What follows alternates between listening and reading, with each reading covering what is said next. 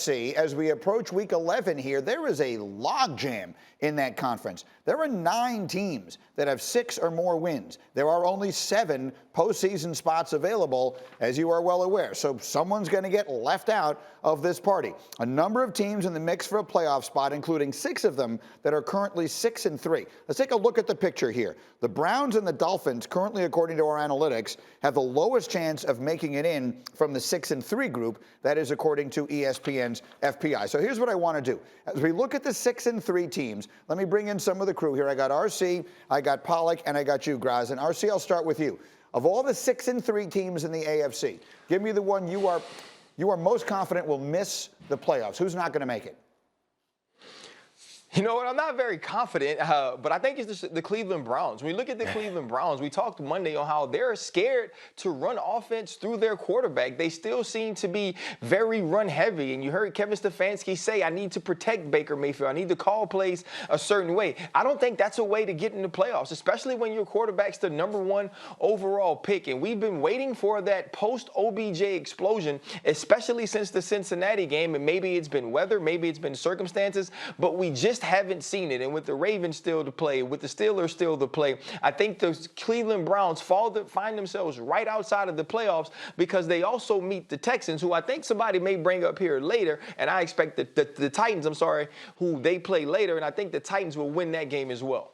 Well, that's an interesting one. And David, that leads us to you. Who do you think of the 6-3 teams is the likeliest to be left out?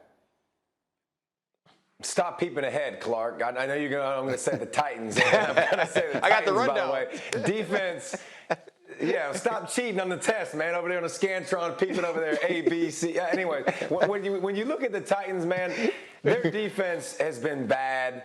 It's been really bad. Their special teams are a hot mess. I mean, it's awful. Like punting the ball, missing field goals, getting punts blocked. I just don't trust them. And when you look at their wins, by the way, 6 of the 7 wins won by 7 points or less. And you're talking about the Vikings by 1, the Broncos by 2, the Jags by 3, the Texans by 5. I don't trust the Titans. I know they had a good run a year ago. I don't think they're the same team from a year ago. I can't buy into the Tennessee Titans and what I've seen from them.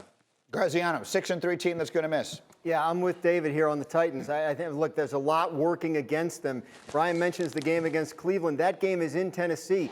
That's unusual. Of their remaining 7 games, 5 are on the road, including one in Green Bay in late December. They got to go a bunch of tough places. And the point that David just made about the special teams is not to be underestimated. Mike Vrabel is sticking with Stephen Gostkowski as his kicker, former teammates, even though Gostkowski continues to miss kicks. The punt situation is a problem. Those are the things that can make a big difference when the margins are as small as they are in the NFL, and talking about a crowded AFC playoff race like this.